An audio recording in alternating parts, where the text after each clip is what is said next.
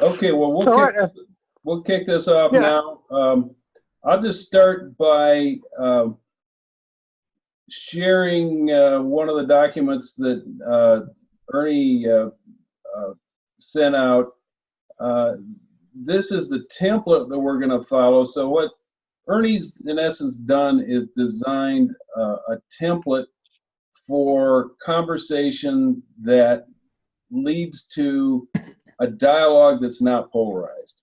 And there's structure to it, like there would be in a debate, but the goal isn't just a binary win-lose. It's a deeper communication. And Ernie, you can correct me if I'm paraphrasing your intent improperly.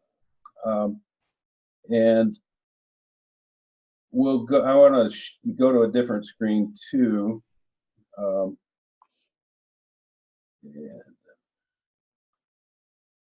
just read the intro. Oh, come on. I got my, there we go. Oops, come on. My drop-down menu keeps getting in the way of what I want to. So this, I think it's worth reading this because understanding the goal of why we're here today is hopefully going to put us all in the right frame of mind. The Truth Bowl is a structured dialogue, and it's halfway between competitive debate and a panel discussion, and it's got the structure to it. You want to allow people productive disagreement. We respect the fact that there are different ideas out there, and in this radical centrist project that Ernie and I were part of for a long, long time, it's okay to have different and possibly radical ideas as long as we can talk about them.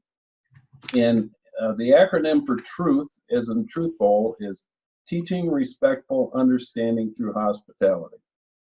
So we're going to have two panelists, and then we've got the jury, and the jury gets to actively participate in this, and it'll be fun.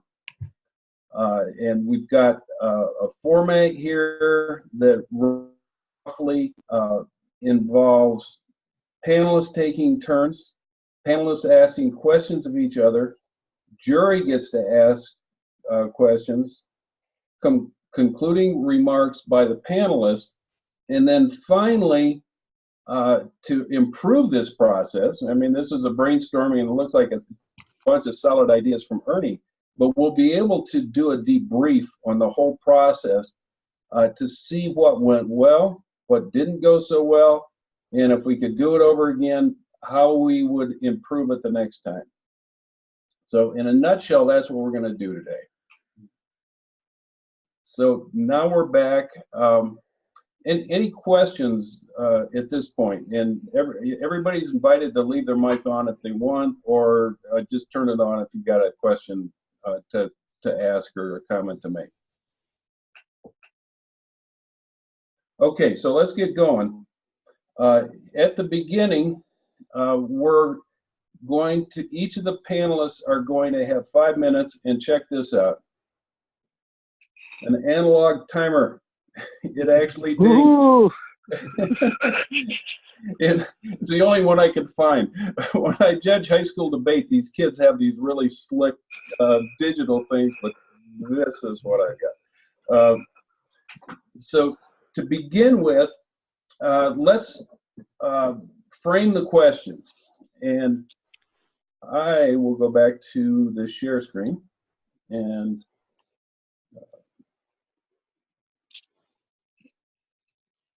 is that the one? No, I should do. I tested this early. I'll just read it on paper.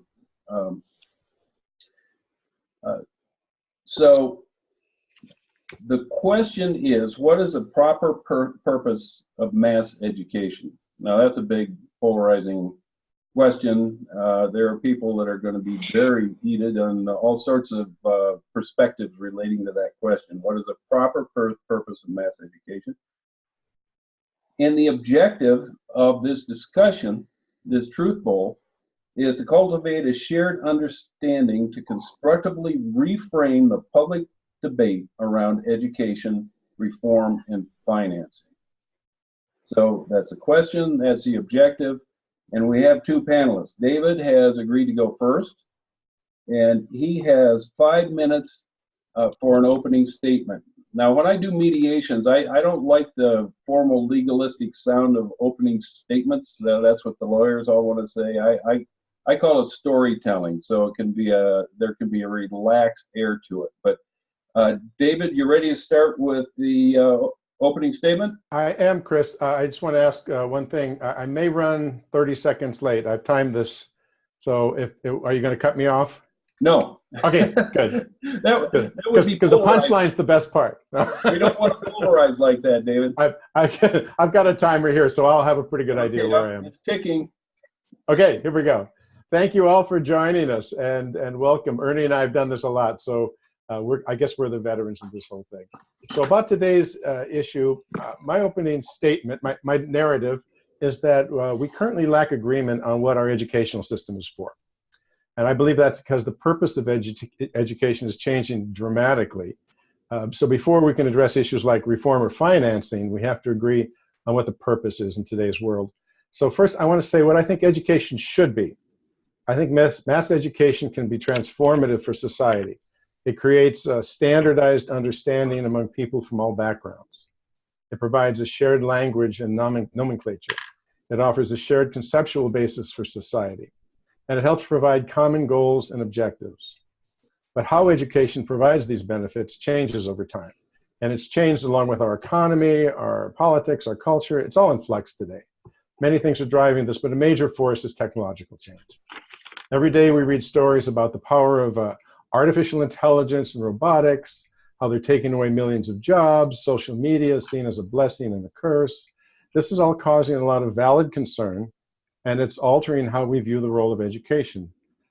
First, I suggest we remember 10 years ago, our great economic and political challenge was the financial crisis, how to fix what was broken, prevent it from happening again.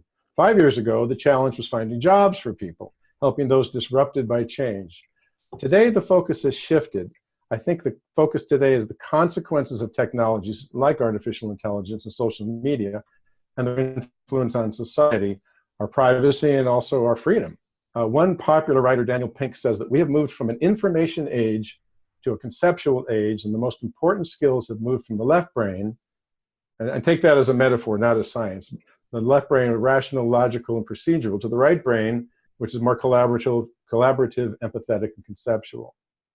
I hear parents and educators saying that every student has to study coding so they can have a career in high tech. I've spent 35 years in high tech. I love high tech, but I think this assumption is a mistake. I think the push for coding for everyone is a classic overreaction to a situation that has already moved beyond the solution. Coding is no longer the answer precisely because of things like AI and other technologies. We're trying to fix yesterday's problem. The right priority for education should be to foresee tomorrow's problems and prepare ourselves for addressing those. Now, I'm checking my time, I'm halfway. I'm an advocate for educational skills that are usually summarized as humanities. Those include the disciplines of history, philosophy, literature, and the skills that are offered by humanities education include what I call the 6 C's: communication, collaboration, critical thinking, creativity, curiosity, and compassion. These skills are often placed in opposition to the technical fields known as STEM, science, technology, engineering, math. My position is that these skill sets are often seen as contrary or contradictory, but in fact, I believe they are complementary and integral. Each is as important as the other in our current age of economic and technological change and transformation. And that a truly meaningful education requires learning both sets of skills in varying degrees depending on the individual and the situation. So as a society, I think we need both technical skills to create the technology and the so-called soft humanities skills to make the technology work for us. Training in STEM is very different than training in the humanities. STEM is a linear, procedural, and rational. Computers work because they are consistent, fast, and endlessly repeatable. Humanities explore issues in a nonlinear way, without a defined process, and often deal with irrational ideas and behaviors. Humanities skills include design, storytelling, integrating ideas, and finding new solutions. We as humans love rational solutions, excuse me, but we ourselves are non-rational. We are not consistent, we are not predictable, and we're not capable of endless repetition like computers. So I think the solutions to our most urgent problems often require nonlinear thinking. Today, technologies like AI and robotics and social media have empowered people, but they also threaten our privacy and our political institutions and even our safety. I think it will take more than technology to address these needs.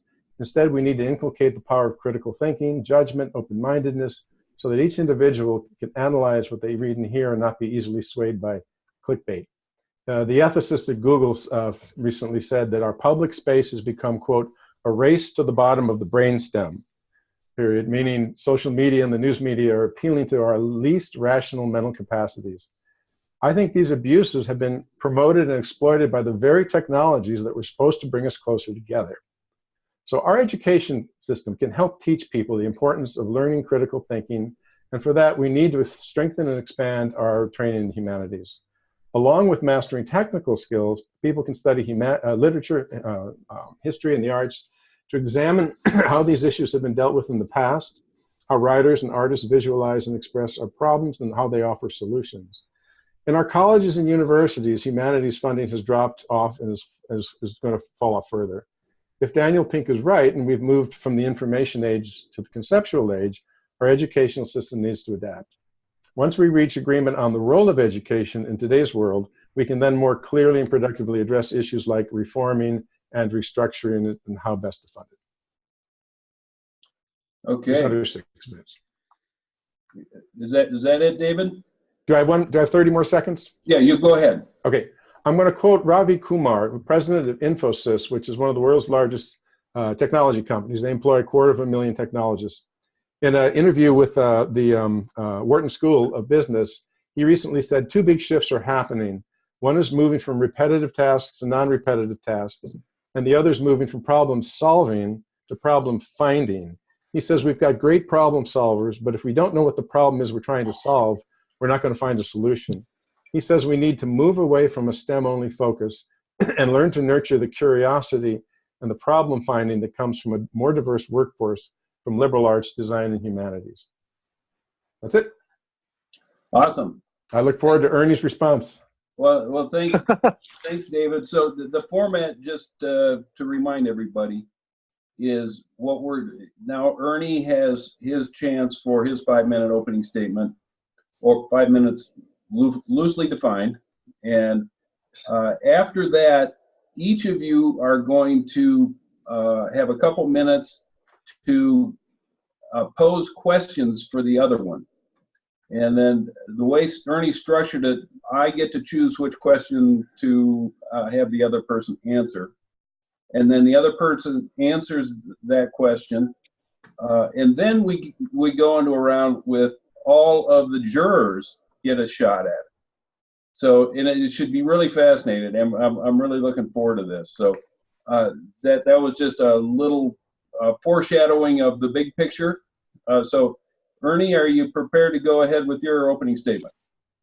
Yes, and just people can fill out their surveys in real time if they have notes about what Dave said that they want to pass along, and you can score and rescore as you go down the pages and so forth. But first of all, I am like nearly in tears just to have people showing up for this. David and I have been talking about this since last November, and we've done all these different trials and products. So this is kind of our big public launch day, and to have 4 people, including my dad and several friends, show up is deeply heartwarming. So I'll try not to cry on camera. All right.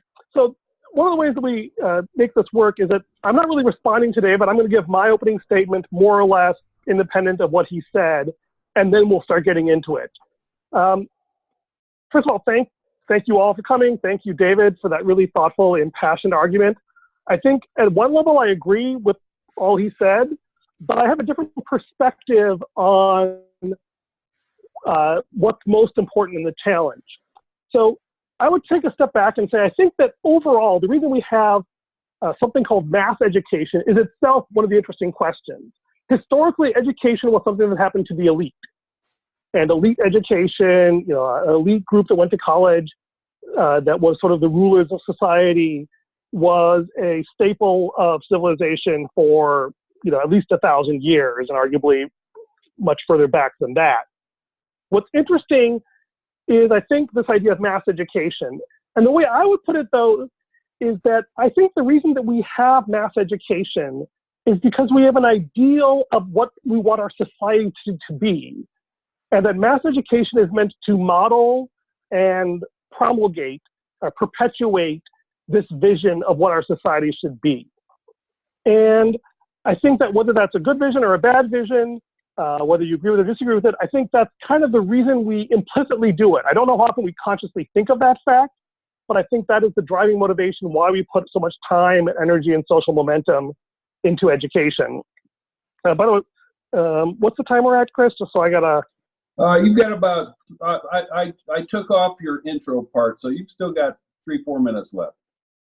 All right, I'll set a timer on myself so I don't run on too long. So the main thing that I wanted to talk about is how I think the challenge that we have is that there were systems in place that worked well for elite education, which are now failing us in this era of mass education. In particular, I started by thinking about the things I loved most about education. And in particular, the thing that I really love about the Western system of education, especially in contrast to the Eastern, which grew out of the sort of the written exams of the Confucian Empire, the Western education has 4 great virtues. One, it is self-directed. People can focus on what their passion is. They're not put into a slot. Second is there's a focus on inquiry. People are encouraged to ask questions. There's a reason that the scientific revolution came out of the monastic tradition, which also gave birth to the university. Third, I think is really powerful is this idea of assessment. Knowledge is not something you can just claim. You have to prove it. Again, a key contributor to the scientific revolution is the idea that people have to actually demonstrate their knowledge and prove that it works. They don't just get to argue on the basis of authority. And the fourth thing that I love about education is meritocracy. The idea is once you're in the system, it doesn't matter who your parents are, doesn't matter what race you are, what matters is how well you perform and how you can gain status by pursuing these virtues of self-directedness, inquiry, and assessment. So that's what I love about education. However, I believe the reason we have a crisis today, and I totally buy what David says about the balance between the humanities and technology is in a really unhealthy place. But I think the reason is that the fault is not in the technology, the fault is in ourselves. That what's happened is this elite mentality of education has carried over into the university themselves, where too often self-directed means self-absorbed. Inquiry can turn into idle curiosity. Assessment becomes mere compliance, and meritocracy becomes a tool of elitism. And I think the reason that the university in general and humanities in particular have fallen into much lower repute is because they've lost sight of those distinctions. And what I think that, and what I think is even more insidious is that in some ways was the elite mindset. The idle rich pontificating deep thoughts was a value of society. Going back to Aristotle, you want to have the wealthy rich free to contemplate whatever is of interest to them. And I think that if we're going to get beyond that and regain the proper role of mass education, we need to redeem some of those dysfunctions to get the best of those things. In particular, I think we need to move from a self-directed, self-absorbed mindset to one of self-giving. But the primary purpose of the institution is not to perpetuate itself and the comfort of its faculty, but to serve society, which is a radical statement to make, but one I think worth discussing. Secondly, we need to move from inquiry as just idle curiosity to true creativity, actually producing things of value to other people, and not getting caught in the academic groupthink that so often happens in many disciplines. Finally, moving from elitism to inclusion. Assessment moving from compliance to proficiency, actually learning real-world skills that you can demonstrate, not just regurgitating answers for a test. And then moving meritocracy away from elitism to inclusion, to make sure that we are not rigging the game in our own favor, but including more people. And I think that if we can move education away from the negative sides of these virtues towards something that really is appropriate for a mass culture, we will restore the prestige of university and create a more vision of a more inclusive society. Okay, Okay. Okay. You both packed a lot in there and took a few extra. Okay, so now in the structure, it's time, I'm going to ask David to go first.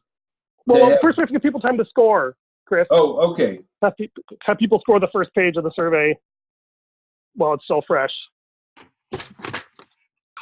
Okay, so thanks, Ernie. I thought that was a great response to what I had to say. Provocative stuff. I have to say, first of all, something that occurred to me is you talked about the monastic tradition and what the alternatives that you gave to the elite university were very Protestant in their nature. It was interesting because it seemed like almost a discussion of something that was talked about 500 years ago, but I think it's still absolutely relevant. So my questions, you talk about self-directed personal passion, the value of that in this individualistic view you have of education. And I was curious because you also talked about having a selfish focus. How do those balance out? I wasn't clear, because it seems to me personal passion can be selfish as opposed to serving society. So how do those compare? Okay. Yeah. Do you have other questions, David? Yeah, the other question, really only two. The other one is talk about creativity. I'm fascinated how creativity in the the current university system, especially a publish and perish environment, how that compares with the kind of creativity you're talking about, or the kind of creativity I was talking about, and just expand on that. Those are the two things. Okay, so of those, since Ernie gave me the power to choose, I would like to have Ernie answer the second question about the creativity, publish and perish, and that. I think that's in line with the position you started out. Ooh, there goes my bell. The position you started out with, David, talking about the need for humanities, and then there might be a merge in there. So, Ernie, do you have questions to pose right now? Yes. First of all, thank you, David. Those are great questions. I look forward to answering them. I think the biggest question I have for you is, I agree at the high level that the humanities skills, or the skills, I sometimes call them human skills or collaboration skills, are incredibly vital and important. I think the question I have is teaching the humanities actually the best modality we have for cultivating those skills? And I agree that they can be useful, and they have been useful, but how much are we really teaching humanities just because we've always taught the humanities and people get tenure for doing it, versus if we were to sit down from scratch and say, these are the skills we want to cultivate. How would we design that to maximize the benefit to the student and also demonstrate proficiency in a way that we can tell the difference between someone who's really good at these things and someone who's just blowing smoke at us because they know a lot of fancy words? Okay, that was just one question. So, David, why don't you go ahead? You got 4 minutes. Yeah, great question, Ernie. I'm going to refer back to my good friend who I've never met, Ravi Kumar, because he had some great things to say about this. This is a guy who runs this huge corporation that is basically contracts out these technologists to solve problems for other companies. He said, one of the things we have to look at is where we identify education. We kind of put it in the hands of government, right? This all came in the United States. It started off, the earliest universities and colleges were founded by religious organizations, right?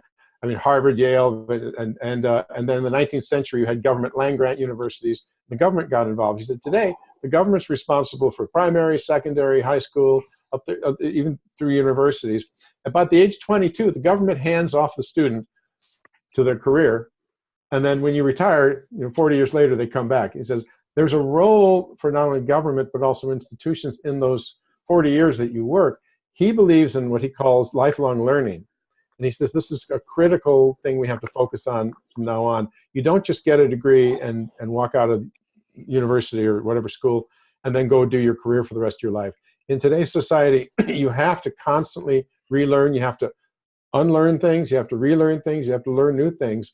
And so he sees a collaboration between government or the educational system and enterprise and businesses. He's got his own program at Infosys called, I think, Windspring or something like that, where they actually train people. They'll take people who have machine jobs, for example, machine working jobs, and they'll train them in things like project management or even in engineering because they have the capability, they understand the business, they've proven themselves. And so they're moving from one industry, from one job skill into another. And he sees that as the future, and they've invested in that in their own corporation. I think that is a much broader way to look at these things than just, like you said, the educational system, the elitist universities up on the hill. And I think that broadening this whole conversation and broadening the scope of education is exactly what we have to do. How's my time, Chris? You still got a minute or so. Ernie, was there another aspect to your question?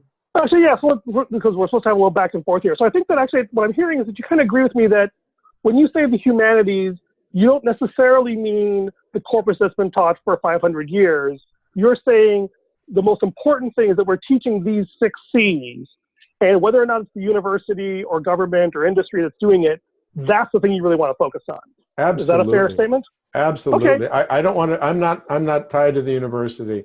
In fact, I'll throw this out. I did a profile a couple of months ago for UC Santa Cruz, and one of the people I interviewed was a PhD in Shakespeare, couldn't find a job. She's now running the content program for a company called Zoho in the East Bay, and they have 6,000 engineers in India, and she's teaching them these principles of things like empathy. And as engineers, you know, they don't understand that some of their users, it's hard for them to put themselves in the shoes of their customers who are not engineers. So she's teaching them how to relate to customers, how to write in ways that appeal to a different audience. And so I think that's the kind of in-house training is in some ways more relevant than going to a school. You shouldn't have to go to college to learn these new skills. To relate. Great. So now your time is up. Do you, David, would you like to rephrase or summarize your question about creativity to Ernie so he's fresh in what you're asking? The question, I was talking about, let me check. Good thing I took notes. You said move from idle curiosity to true creativity. I wanted you explain more what you meant by that. I thought that was intriguing. Yeah, no, and I think that it's worth looking at because I one of the reasons I left academia was that I could see that my life would be spent writing grant proposals and writing stuff. It's kind of the same reason I left management consulting. I'm writing reports because I have to write the reports, not because anyone's actually going to read them or contribute knowledge. And I think that there's a wonderful saying. You've heard the strategy, the saying that culture eats strategy for breakfast. But there's another saying I've heard from the design thinking community that incentives eat culture for dessert. And I think that right now we have a incentive structure around specialization, where you're trying to make smaller and smaller contributions to narrower and narrower things within your specialty. And the entire structure of the university around academic departments and tenure strongly reinforces that. And so I think in order to break that cycle, I think someone somewhere is going to be creative enough to say, and probably starting at like a land-grant university, probably not one of the elites, and say, we as a university exist for this purpose, and we're going to redesign our incentive structures to reward whatever the right term is. So even after even the words professor and faculty and so forth have a very weird connotation around it and a lot of cultural baggage, and say we're going to be an institution that is devoted to creating positive changes in the external world. And we're willing to die to our own internal infrastructure in order to get that. And there are small schools struggling all over the place that are trying different versions of this.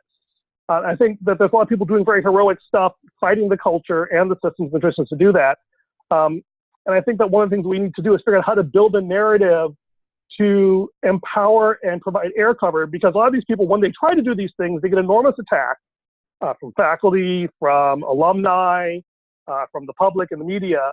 And I think that there are people who want to do this because they're as frustrated with the system as we are. Most of them are, in terms of the publisher parish and not being able to create reproducible science and things like this. And there's starting to be movements and laws passed around that. But it's a combination, I guess you say, of policy changes, cultural changes, and individual heroism that's going to try and break that cycle so that people can actually, like, I love the fact universities gamify, inspiring people to gain status by advancing knowledge and by learning and not by killing each other with swords. But I feel like we need another step change in our status game to say, let's earn status by actually making the world a better place, not just by looking good in front of my peers. All right. Okay, so now that's the end of another phase.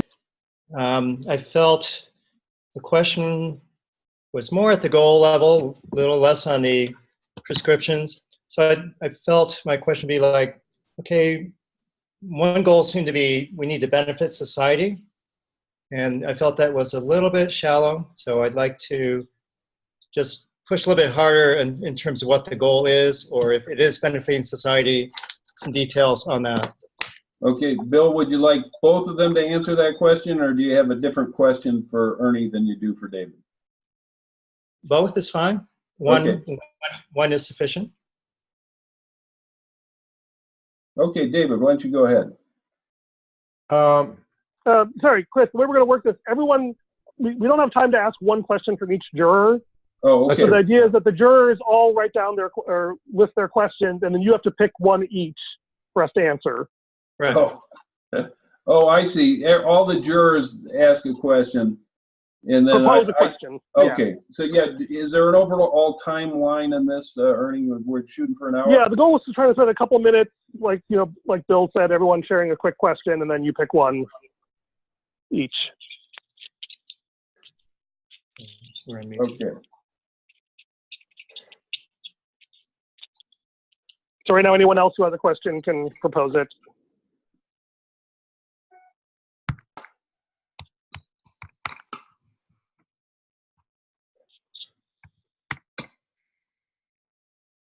And Anyone else have a question to suggest?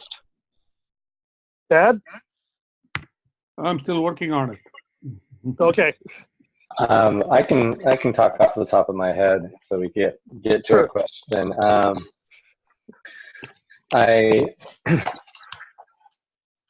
think my question for both of you is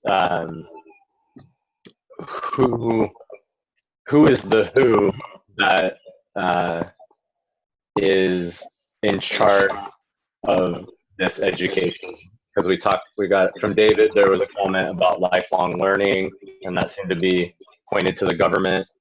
And then there was a lot of discussion about what I would call higher education in college and university. And there's a big who there that doesn't necessarily have the citizen taxpayer behind it, because so much is private.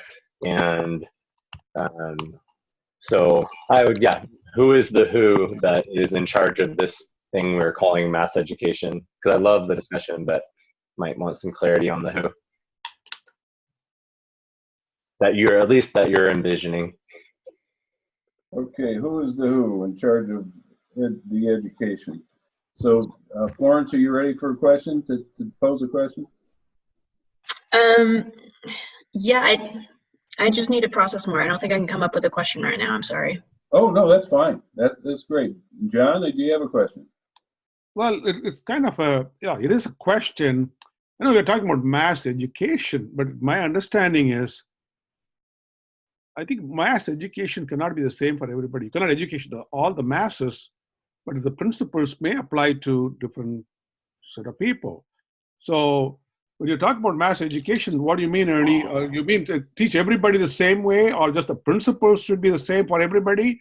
Or for certain people, you have certain type of education, they can express their creativity. Now, other people, they may not understand a lot of those principles, but they can be empathetic. They can be putting some of the points that you mentioned into their everyday living, like talking about being curious and being productive and that type of thing. You understand my question? Yeah. Yeah. Okay, Flo, you're still processing? Okay. So in the interest of time, we should probably move forward anyway. So. Okay, so yeah, we should.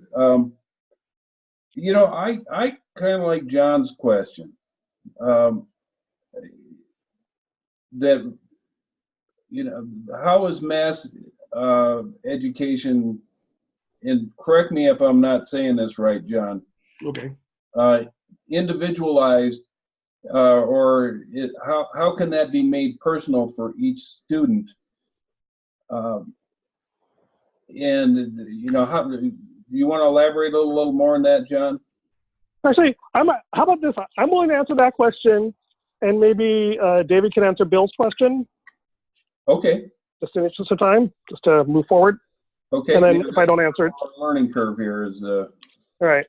time management. And so yeah. So when I say mass education, what I'm really referring to is the cultural value on education, just as an abstract thing. Like having an education is a thing that my children already have internalized.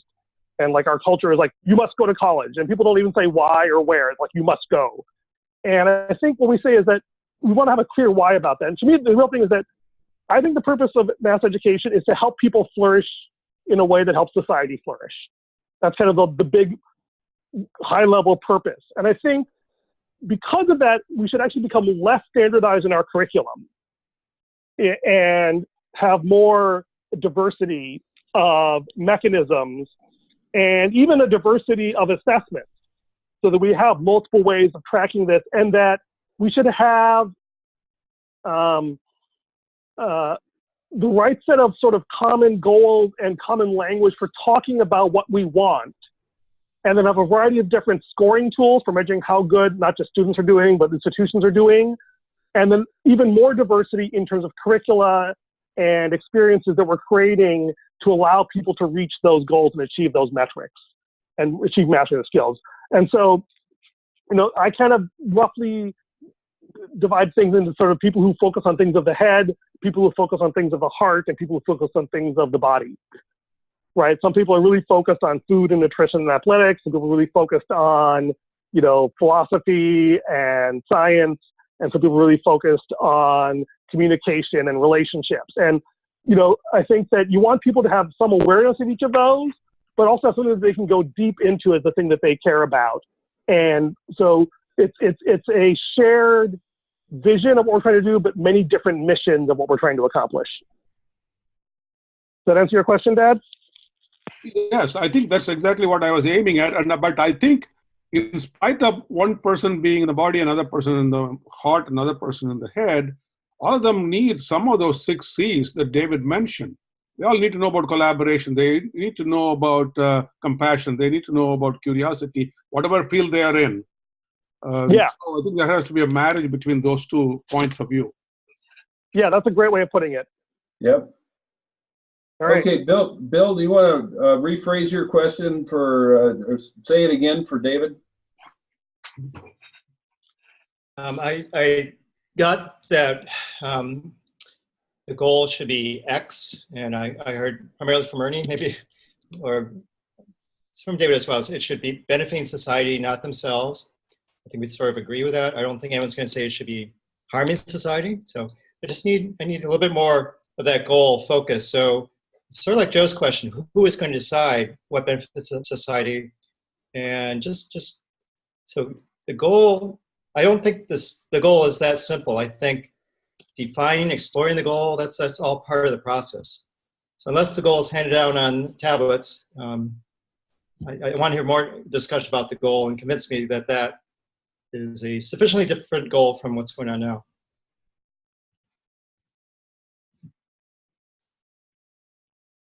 Okay. So the goal isn't 6 C's, right? There's something beyond that. Yeah, I agree. That is not the goal. I think that's more the means to the end. What I said at the start, and I wanted to set this out initially, I didn't want to get into the definition of what I mean by education. I said it can be transformative. Education can create standardized understanding, for people of all backgrounds, shared language, which Ernie talked about, a shared conceptual basis. I think what I'm getting at is, for me, and this also ties into the issue of whether it's government or private or industry, we've created these educational systems generationally or over the centuries based on different, what was the term you used, Ernie? Different economic incentives. You know, it sound like Freakonomics. Incentives are really important, and the incentives we have today, I believe, are different. I'm not saying government should do this or industry should do this. That's part of the conversation. But what I wanted to get at is the very first statement: cultivate a shared understanding to constructively reframe the public debate. My point is that we don't have that shared understanding. That's the opportunity. So what you're asking, Bill, is who asked? Say again, which? What's the value of a shared understanding? Hitler had a pretty good shared understanding of who's bad and who's good. But what's that goal? You know, that reminds me of a debate. That's another story. Sure. The point is, when you have a shared understanding, and this could be anyone, good or bad, you're more effective. You get more done. You know, it's in technology, you talk about removing friction, or business, and that's a lot of what this is. But just because you have a shared understanding doesn't mean you're benign, right? I mean, one of the things I talked about early on is you can transform a peasant society into a great industrial power. Well, they did that in the Soviet Union. It came at a cost. They did that in China. It came at a cost. They did that in Singapore. It came at a cost, right? We did it here. Okay. So just because you have a focus and a goal doesn't mean you're benign or benevolent. I don't want to merge those two things. I think what we need is not only, and this again, why I advocate for humanities. You know, Mark Zuckerberg was a brilliant psychologist when he invented Facebook, because he knew how to manipulate our emotions. But I don't know that he really thought about the moral implications of what might go wrong. And I think that's the point: is we have to have more than just a shared understanding of what we want to do, but how we want to do it and what the consequences are. We didn't get into that. I didn't know how to squeeze that into 5 minutes. But I think that's what you're asking about, right? Yeah, that helps. Yeah, so it's more than shared understanding. It's shared values. I think it's like, you know, being prepared to deal with whatever issues are important, and so a lot of critical thinking skills, and diversity is just as important as shared and common. I kept hearing common. Perhaps too much. So, so yeah. I still don't think we know the real goal, but it seems like these are things we need to have people. So the goal could be different discussion. Right. Okay. So we need to move in here. Looks like Flo had to go. So the next phase is closing statements, and the way I wrote it down is because David went first the first time. Ernie, you get the first shot at a closing statement. Right? Yeah, and David gets the last word. Yeah. Right. So I think actually I'll use my closing statement to kind of piggyback off what Bill was saying. I think the most important thing that we need to internalize as a society and in the public debate is that the university does not exist for itself. And the content of the university is less important than the values that it models. And therefore, I would argue what we really want is whatever institutions that are trying to do education, whether they're universities or governments or whatever, they have to demonstrate that they care more about serving the largest society in the population than perpetuating their own existence.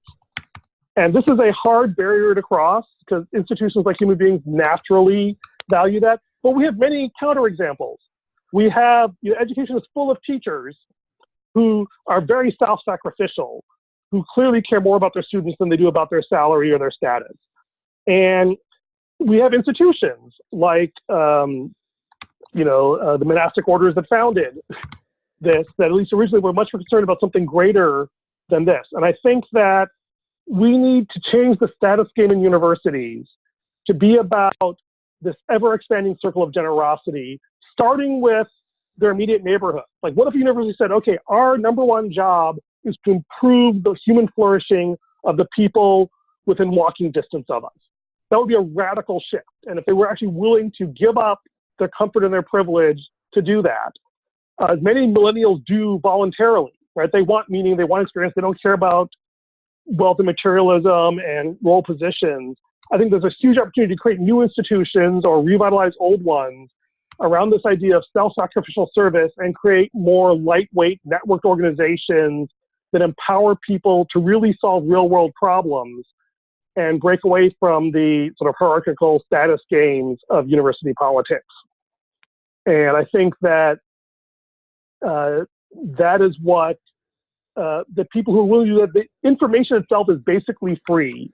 The hard part is having the courage to actually live out those values and be public enough about your values and then be held accountable to living out those values in a way that basically bringing the scientific method of controlled experiments and experimental validation to human values. It's like, hey, these are my values. I'm going to live them out. Measure me on how well I'm actually doing it. All right, I think I'll stop with that. Okay, sounds good. Thanks, Ernie. David. Nope. So last thing I want to say is that I do want to actually thank David and thank all of you for being part of this. It's been such an extraordinarily wonderful experience, and I'm so grateful. And I'm really grateful to have had David as a sparring partner for this. Okay, you're on mute, David. There you go. Thanks, Ernie. Yeah, likewise. So I'm summarizing. Tell me again what I'm doing. I'm summarizing. This is a closing statement. Anything you'd like to end with? Anything? Okay, I don't have to wrap up the whole event. Nope. Okay, I just wanted to thank everybody again. This is really, I mean, my head's kind of spinning right now. There's so many ideas right now. I wanted to toss in one thing that we didn't get to talk about earlier. Somebody mentioned specialization, and I think that's part of the issue. It's a component of the issue. Ernie's talked a lot about the university and the academy, and those are very important issues. I'm thinking a little more broadly about education. I think of it more in terms of sort of job training and careers and what people do with their lives in the broadest sense. And one of the issues that I kept running into in the research I've been doing was the issue of specialization. And I think it should be part of our broader discussion of the purpose of education. There's a guy named David Epstein who wrote a book called Range, where he talks about the value of specialization versus being broadly skilled, and he talks about how important it is to not get stuck in specialization, and he uses some amazing examples. He says that as humans, our greatest strength is the opposite of narrow specialization. It is the ability to integrate broadly, and that as a generalist, you can the skill of a generalist is to integrate solutions across diverse domains. And this is one of the things I loved about working at Apple and working with a guy like Ernie. Ernie had a meeting every week that I went to for 8 years, where I learned probably more there than I did anywhere else in business or in school. One of the guys who was often praised as a technologist was our mutual boss, the late Steve Jobs. And somebody said, I thought correctly, that Steve Jobs' great ability, he had many skills, but the greatest was probably his ability to orchestrate. He had an ability to take the worlds of technology and the liberal arts and merge them in a unique and special way. And I think that's really important in our world today. I've taken that inspiration with me, and that's kind of what I want to do with programs like this. I think this kind of discussion and other things Ernie and I have been involved with, including the Ethics Bowl, are ways to bring people together to talk, converse, debate, argue, share ideas, but do so respectfully and hostfully, and I think that's critical in our society. So anything we can do to move this kind of approach ahead, I'm for. And I'll end with that. Okay, that's great. Taking notes. All right. Okay, so what there were things said that both of you where you both exceeded a little bit, but the consensus is it's a tie.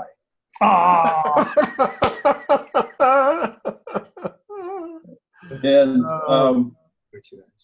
it's so I really want to do this debrief.